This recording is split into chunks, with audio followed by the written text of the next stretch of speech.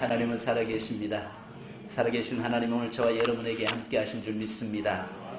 만약 우리 인생에 희망이라는 단어를 빼버린다면 어떻게 될까요? 또 반대로 절망이라는 단어를 내 삶 속에서 빼버린다면 어떻게 될까요? 희망이라는 단어가 우리에게서 사라진다면 삶의 이유를 상실해 버릴 것입니다. 그러지 않겠어요? 내 인생의 삶에 절망으로만 가득 차 있다면 삶의 의미 자체를 잃어버리고 말 것입니다. 그러나 또 내 삶에서 반대로 절망이라는 단어를 빼버린다면 어떻게 될까요? 참 절망이라는 단어를 내 인생에서 빼버린다면 정말 살기 좋은 모습이 될 것 같습니다만 그러나 오히려 방종과 방탕의 삶을 살 것입니다. 희망과 절망은 우리를 성장시키고 성숙하게 만들며 살아야 할 이유를 알게 하는 단어들입니다. 그죠? 근데 말입니다. 희망이라는 단어는 정말 호프. 그 호프라는 그 단어는 정말 우리에게 좀 내가 그 희망이라는 단어를 갖기를 원합니다. 절망이라는 단어는 좀 버리고 싶고 내게 가까이 오지 않았으면 좋겠다라고 생각을 들기도 하죠. 그런데 말입니다. 절망이 없으면 희망의 의미도 없을 것이고 또 만약에 절망이 내 인생에서 빠져버린다면 그 인생은 무의미한 삶이 되고 맙니다. 왜요? 너무너무 그 조현병자 알죠? 조현병자. 조현병은 뭡니까? 요즘은 옛날로 말하는 미치광이를 이야기하잖아요. 광인들을. 만약에 희망이 있고 절망이라는 단어가 빠져버리면 그와 똑같은 것입니다. 늘 기쁨 속에서 살 것 같은데 오히려 그 인생은요 업이 되어서 내가 지금 뭘 하고 사는지조차도 상실해버리고 말 것입니다. 자, 그러나 하나님은 오늘 우리의 인생의 삶에 절망이라는 단어와 희망이라는 단어를 놓고 양쪽을 왔다 갔다 하게 하면서 늘 살아가게 만듭니다. 그러면서 결국은 결론은 뭐냐면 천국의 소망을 두고 살도록 하나님은 만들고 계시는 거죠. 아멘. 자, 그렇다면 오늘 여기 우리 본문의 말씀에 잘하는 것처럼 이 룻기서를 제가 주일 예배 시간에 여러 번 설교를 했기 때문에 나홈이라고 하는 이 한 여인의 삶을 보면 희망을 찾아 떠난 그 인생의 삶에 그곳이 희망을 주지 못했잖아요. 그곳에 가면 정말 내 인생이 좀 펼쳐지고 내 삶에 그나마 좀 열릴 줄 알았는데 그곳에 갔다가 오히려 희망을 안고 떠났던 그 인생 속에 그 희망을 주지 못했던 그의 모습을 봅니다. 그래서 아시는 것처럼 그 인생의 삶이 절망 가운데 빠져버리잖아요. 절망했던 원인이 뭡니까? 첫째 보니까 시대적 타락이었습니다. 그래서 시대적 타락이라고 하는 말은 무슨 말이냐면 룻기서 1장 1절에 보면 사사들이 치리하던 때다라고 이야기합니다.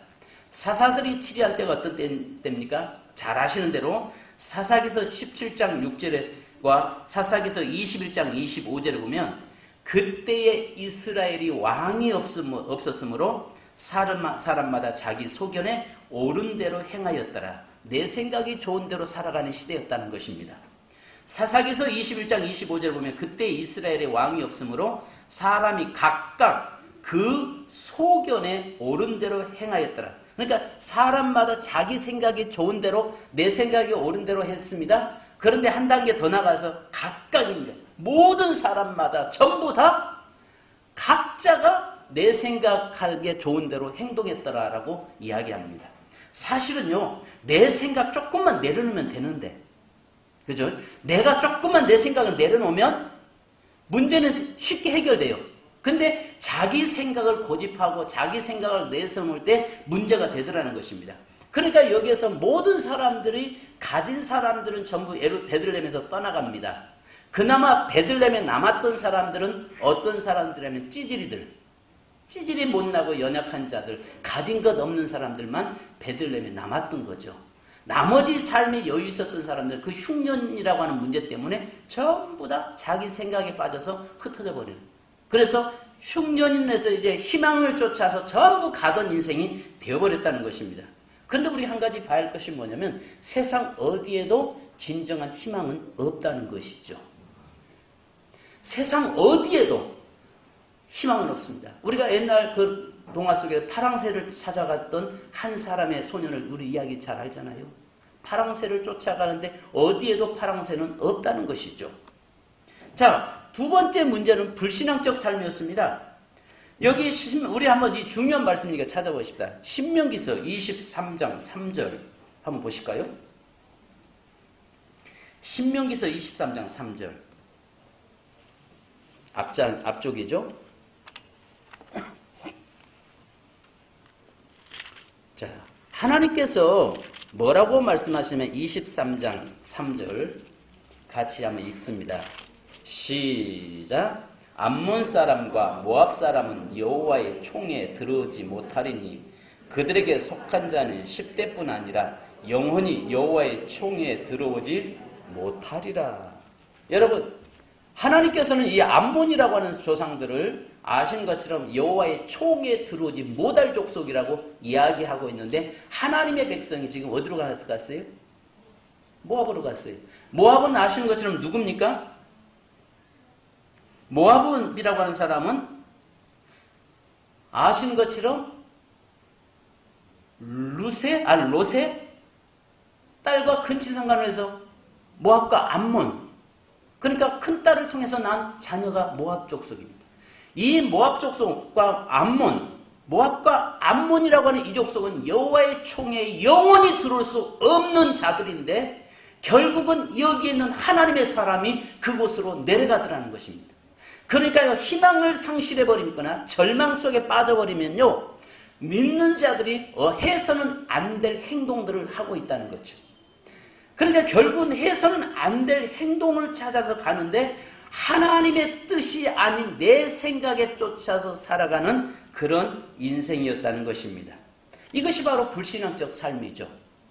보면 예수 믿는 사람이 저러면 안 되는데, 저렇게 살면 안 되는데 하는데도 그렇게 살아가는 사람이 의외로 많이 있습니다. 자, 그렇다면 오늘 여기에서 일어나서 함께 희망으로라고 하는 말씀을 통해서 우리가 생각해야 할 것이 뭐냐면 함께 희망의 자리로 이제 나아가는데, 성경에 여러분 룻기서는 반전이죠. 반전. 역전 드라마죠. 한 인생의 삶이 그곳에서 하나님께서 떠났다가 결국은 다시 그 인생이 회복되어서 하나님 앞에서 주어진 축복을 어떻게 누리는가에 대해서 우리에게 말씀하고 있고, 비록 현재 내 인생의 삶이 곤고하고 고난 속에 있을지라도 앞으로 장래의 삶이 믿는 하나님의 말씀 앞에 서 있는 자는 어떻게 하나님께서 그 인생을 이끌고 가시는가에 대해서 말씀하고 있는 것이 룻기서의 내용이죠. 그래서 역전 드라마입니다. 그래서 우리가 요즘 복음송 중에서 역전되리라라고 하는 찬송도 있잖아요. 역전되리라. 반드시 내 인생의 삶이 역전시키는 하나님이 계심을 믿으시기 바랍니다. 내 인생의 삶에 역전을 하게 하시는 그 하나님, 그분이 나의 백그라운드가 되고 그분이 내 인생을 이끌고 가신다는 사실을 믿으시기 바랍니다. 그렇다면 오늘 여기에 나옴이라고 하는 한 여인의 삶에서 보면 어떻게 해서 하나님은 그를 회복시키는가? 자, 첫 번째 보니까 남겨진 여자를 통해서 하나님의 희망의 역사가 시작된다는 것입니다. 자, 남겨진 한 여자, 남겨진 한 여인을 통해서 하나님의 희망의 역사가 시작됐다는 사실을 아셔야 됩니다. 하나님의 역사는 세상의 다수에 의해서 역사를 이루어가지 않습니다. 항상 하나님 앞에 진실로 서 있는 자를 통해서, 하나님 앞에 서 있는 자를 통해서 역사는 이끌고 가신다는 사실을 믿으시기 바랍니다. 그러니까 남겨진 한 여자, 그래서 룻기서 1장 3절에 보면은 나오미의 남편 엘리멜렉이 죽고 나오미와 그의 두 아들이 남았으며 이렇게 말씀합니다. 또 룻기서 1장 5절에 보니까 말론과 기럨 두 사람이 다 죽고 그 여인은 두 아들과 남편 뒤에 남았더라. 그 인생의 모든 것이 다 끝날 것 같았습니다. 그 가정의 사가 완전히 끝장난 줄 알았습니다. 그런데 오늘 하나님은 이 남겨진 한 여인을 통해서 다시 희망의 불꽃이 타오르고 있다는 역사고, 희망의 불길이 지금 피어오르고 있다는 것을 여러분 믿으시기 바랍니다. 그렇다면 중요한 것은 오늘 남겨진 자 그 한 사람이 누가 될 것이냐는 것이죠. 남겨지는 그 한 사람이 오늘 저와 여러분이 되어야 될 줄 믿습니다. 무엇보다도 세민교회에 남겨진 자가 내가 되어야 됩니다. 이스라엘 백성들이 바빌론에 70년 동안 포로로 잡혀갔을 때에 아시는 것처럼 그 백성들에게 하나님께서 이스라엘이 완전히 해파되고 성전은 무너지고 다 무너지면서 흩어진 것 같지만 하나님께서는 그 남은 자들을 들어다가 바벨론에다 갖다가 하나님이 숨겨놓으셨어요. 바벨론에 숨겨놓으셨다가 70년 만에 그를 데려다가 다시 희망의 불꽃을 피어오르게 하신 분이 하나님이셨습니다. 오늘 성경 본문에도 이 한 여인을 통해서, 남겨진 한 여인을 통해서 하나님의 역사를 이루셨다는 것입니다. 자, 아신 것처럼 이 여인의 모습을 볼까요? 이 여인은 초라한 여인입니다. 인생적으로 보면 소망이 없는 여자예요. 완전히 실패된 여인이에요. 늙어서 홀로 스스로 아무것도 할 수 없는 여자예요. 그 여인에게 희망이라고는 찾아볼 수 없는 여인이에요. 아니, 좀 젊어야 재혼이라도 하죠. 아니, 좀 젊어야 어떤 다른 가정을 이루겠다는 소망이라도 갖죠.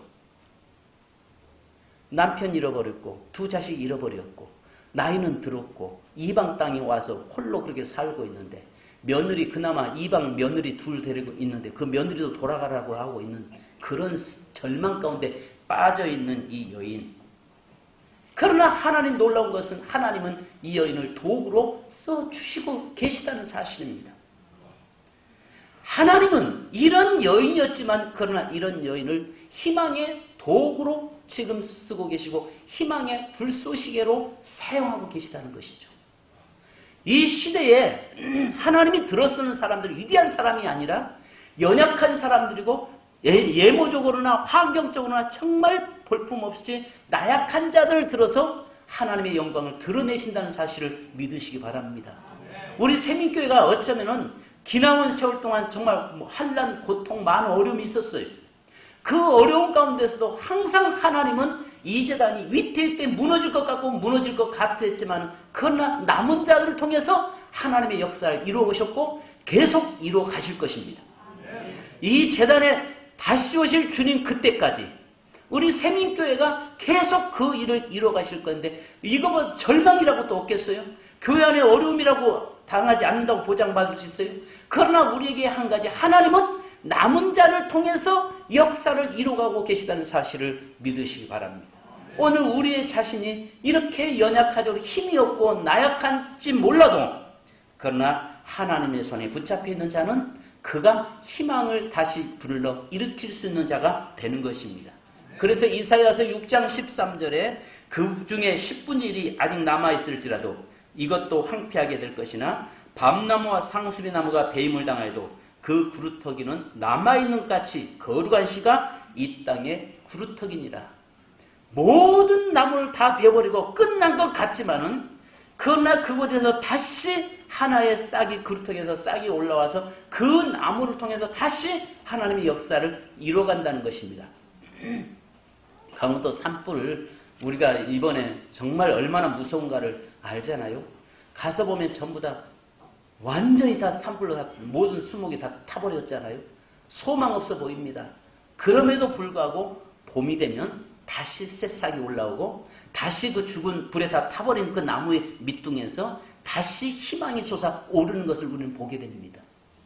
이 세상의 모든 사람들이 전부 다 예수를 떠난다고 할지라도 반드시 하나님은 그 속에서 한 사람을 세워서 하나님의 역사를 이루어간다는 사실을 믿으시기 바랍니다. 우리가 아시는 것처럼 엘리야가 그 갈멜산의 불의 사건을 있기 전에 그가 뭐라고 이야기합니까? 나 홀로 남았다라고 이야기합니다. 나만 남았습니다라고 이야기합니다. 그런데 놀라운 것은 하나님께서는 바알에게 무릎 꿇지 않는 자 7,000명을 하나님이 숨겨두었다라고 말씀하세요. 바로 그들은 힘이 없었던 연약한 자들이었어요. 비록 그들은 보잘것없이 자기 자신을 내놓을 수 없는 그런 자들이었지만 하나님은 그들을 통해서 하나님의 역사를 이루어가고 있다는 사실입니다. 오늘 이 본문에서도 이 나오미라고 하는 이 여인, 이 노구, 소망 없어 보였던 그 여인을 통해서 하나님은 희망은 싹트고 있고 희망이 다시 시작되었다는 사실을 아시기 바랍니다.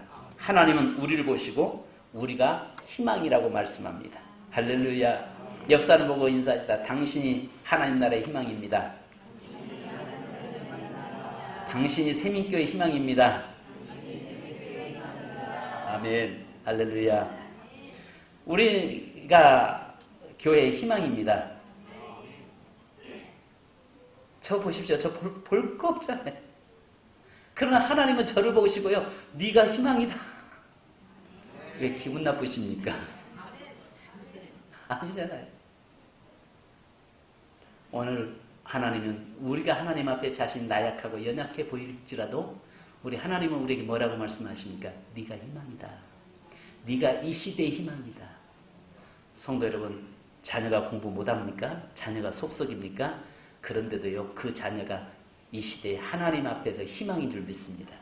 하나님 손에 붙잡히기만 하면 그렇습니다. 그래서 아시는 것처럼 훗날 하나님은 남겨둔 이 여인을 통해서 새로운 역사를 만들어 가시는데요. 하나님은 홀로 남겨진 여인을 통해서 다윗의 족보를 열어가셨습니다. 그래서 룻기서 4장 13절로 14절에 보면 이에 보아스가 룻을 맞이하여 아내로 삼고 그에게 들어갔더니 여호와께서 그에게 임신하게 하심으로 그가 아들을 낳은지라 여인들이 나오미에게 이르되 찬송할지로다. 여호와께서 오늘 내게 기업 물을 자가 없게 하지 아니하셨도다. 이 아이의 이름이 이스라엘 중에 유명하게 되기를 원하노라 말씀합니다. 자, 여러분 여기에서 우리가 보면요, 분명히 룻을 통해서 자녀를 낳습니다만은 그러나 하나는 나오미의 자식이라고 이야기하고 있습니다. 우리의 삶 속에서 한 사람을 통해서 역사를 이루어가시는데 하나님은 세상의 위대한 자를 통해서 역사를 이루어가지 않는다는 것입니다. 물론 이런 경우도 있더라고요. 이번에 제가 아는 한 목사님을 만났는데 이 부전교회, 부산의 부전교회가 교회를 건축을 600억을 들여서 건축을 했습니다. 근데 많이 어려움을 겪었는데요. 어느 날 갑자기 그곳에 한 성도가 낯선 사람이 와가지고 목사님 제가 이 교회 출신입니다. 기도해 주십시오. 왜냐하면 이제 전임자가 바뀌었죠. 이 교회 출신입니다. 저를 위해서 기도해 주십시오. 하니까 아 그러시군요. 모교에 이렇게 오셔서 기도 받으시면 참 복됩니다고 기도를 했습니다. 근데 봉투로 헌금을 딱 하고 하는데요. 얼마 되지는 않습니다. 그러나 건축 헌금으로 사용되면 좋겠습니다. 나중에 돌아가시고 기도하고 돌아가시고 나서 보니까 150억 150억이 들었었어요. 하나님의 역사는 이렇습니다. 그것만 그렇습니까? 그 부산 부전교회 박성교 목사님 교회가 그렇습니다. 150억이라고 하는, 가서 내가 이 교회 출신입니다. 목사님 저 기도 좀 해주십시오. 기도하고 봉투 가는데 150억. 그러니까요, 우리의 생각과 하나님 생각은 다르다니까요. 환경만 보지 말자고요. 희망을 가지고 하나님의 일하실 것과 역사하심을 우리가 볼 수 있어야 될 줄 믿습니다. 여러분들에게 151억 헌금할 사람이 여기 있다니까요. 이 속에 있다고요. 나는 우리 자녀들을 기대한다니까요. 우리 자녀들이 하나님이 그렇게 축복하시고 역사하실 거 나는 믿는다니까요. 두 번째는요, 희망은 주권신앙에서 출발하는 것을 보게 됩니다. 본문을 주목해보면요, 흉년과 죽음이 판을 치던 절망의 현장, 그 불신앙과 타락의 현장에서 여호와라는 단어가 한 번도 등장하지 않습니다. 인간의 생각에 사로잡혀 갈 때는요, 하나님이라는 단어가 등장하지 않아요. 그러나 나오미가 다시 베들레헴으로 돌아오는 시점부터 갑자기 여호와라는 단어가 빈번하게 등장합니다. 그래서 1장 6절, 8절, 9절, 13절, 16절, 17절, 20절, 21절, 그뿐 아니라 나오미는 여호와를 전능자라고 부릅니다. 그 전까지는 여호와라는 단어가 나오질 않아요. 이 말이 무슨 말이겠습니까? 인간의 생각, 인본주의에 사로잡혀갈 때는 내 생각에 사로잡히니까 하나님 없이 행동한다는 것입니다. 그러나 그것을 터닝포인트로 해서 돌아서 보니까 그때부터 내 인생의 삶이 하나님 없이는 살 수 없는 존재라는 것을 고백하게 되고, 오직 하나님만이 내 인생의 인도자가 되시고 하나님만이 내 인생을 이끌고 가신다는 사실을 믿는 것이죠. 그래서 여기 보면 여호와가 계속 우리에게 지금 말씀하고 있는 것입니다. 그러면서 룻기서 20장 21절 우리가 오늘 보았던 말씀에 나오미가 그들에게 이르되 나를 나오미라 부르지 말고 나를 마라라 부르라. 이는 전능자가 나를 심히 괴롭게 하셨습니다. 내가 풍족하게 나갔더니 여호와께서 내게 비어 돌아오게 하셨느니라. 여호와께서 나를 징벌하셨고 전능자가 나를 괴롭게 하셨거늘 너희가 어찌 나를 나오미라 부르느냐. 사람에게서 여호와에게로 주어가 바뀌고 있는 겁니다. 내 인생의 삶에서 내가 중심이 이제는 여호와 하나님으로 주어가 바뀌어지기를 주님의 이름으로 축원합니다. 내 인생의 삶에 내가 주인이 되고 내가 이끌고 가는 내 인생의 삶에 희망이란 있을 수 없어요. 그러나 그 주어가 바뀌어질 때에 여호와로 바꿔지는 삶을 살 때에 비로소 하나님은 내 인생의 길을 열으시고 이 내 인생을 이끌고 가신다는 사실을 믿으시기 바랍니다. 절망의 때는요 사람 중심이었습니다. 사람에게서 하나님에게로 주어가 바뀔 때 하나님의 역사는 시작됩니다. 하나님을 나의 하나님이라고 부를 수 있는 것이 희망입니다. 할렐루야. 하나님을 나의 하나님, 하나님을 나의 아버지, 예수 그리스도를 나의 주 고백하는 사람에게 희망이 다시 시작된다는 사실을 믿으시기 바랍니다. 성경에는 전능자라는 표현이요 45번 등장합니다. 이 전능자라는 표현이 등장할 때마다 절망에서 희망으로 옮겨갈 때 등장하는 단어들입니다. 그러니까 절망 속에 빠졌을 때는요 하나님이라는 단어가 등장하지 않아요.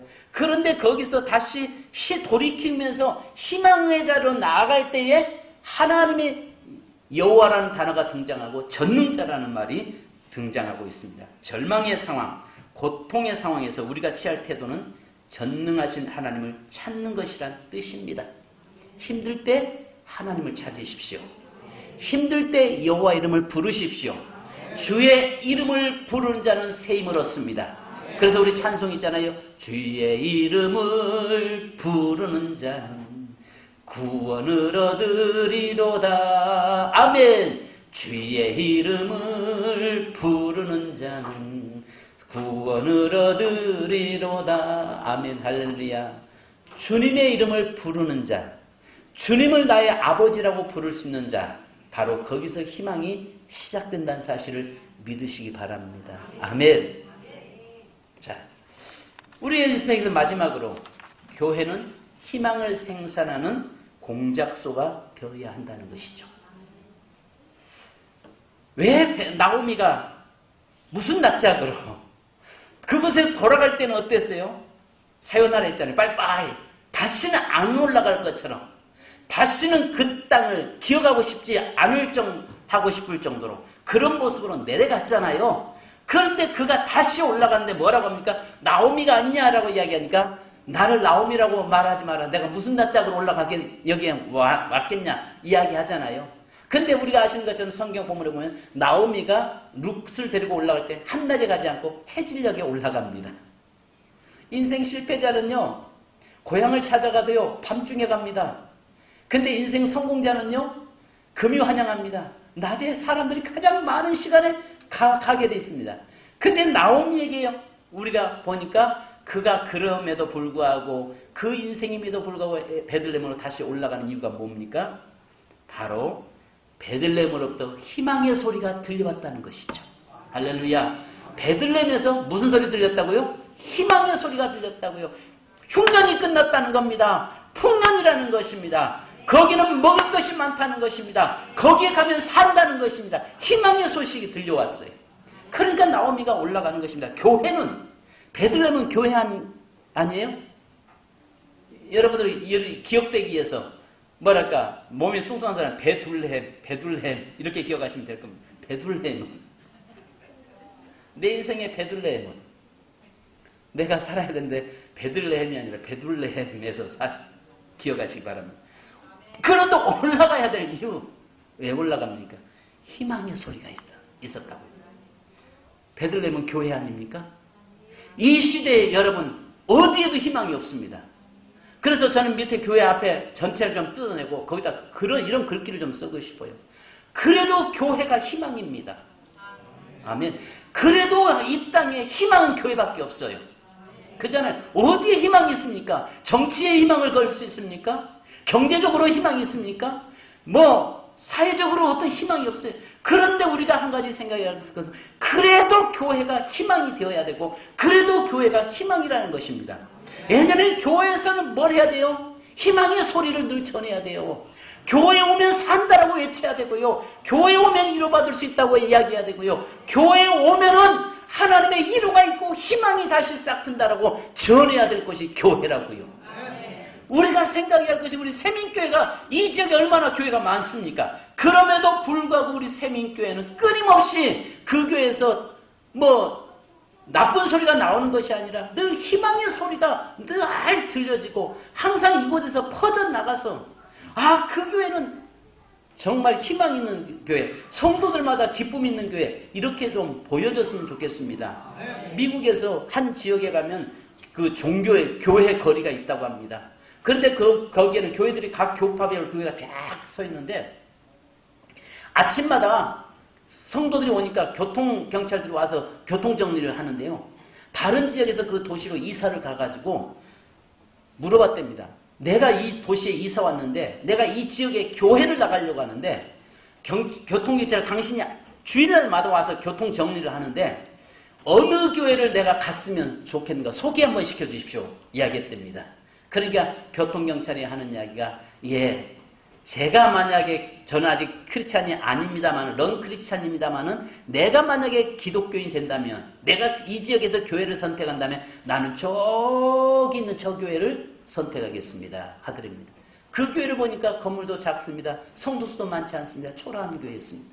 그래서 물어봤습니다. 아니 왜 이렇게 큰 교회들이 있는데 그 교회를 소개를 시켜주십니까? 하니까 이 경찰이 하는 말이 예, 제가 여기서 많은 교인들이 나오는데 그래도 그 교회에서 나오는 성도들 얼굴에는 환한 미소가 있었습니다. 할렐루야. 그래도 그 교회에서 나오는 교인들의 얼굴에는 환한 미소가 있습니다. 그렇다면 그 교회는 하나님이 계시다는 증거 아닙니까? 그 이야기 하더랍니다. 성도 여러분, 우리 세민교회가 그래도 희망은 세민교회가 되기를 원합니다. 그래도 희망은 세민교회가 되기를 원합니다. 그래서 우리가 보면 예수님에게 나가는 자마다 절망에 빠졌던 자가 다 희망으로 바꿔졌잖아요. 30대, 8년 된 병자가 주님 만남으로 희망의 삶으로 바꿔지죠.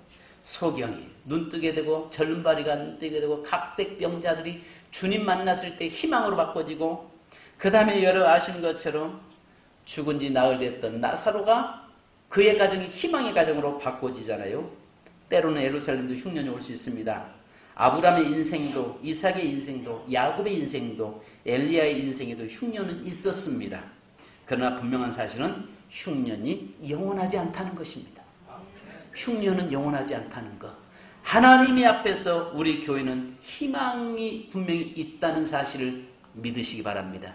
그래서 오늘 우리가 이 희망을 함께 희망의 자리로 나가는 우리 교회 그리고 이 지역에 그 희망을 전파하고 증거하는 우리 세미교회 되기를 주님의 이름으로 축원합니다. 우리 찬송하자.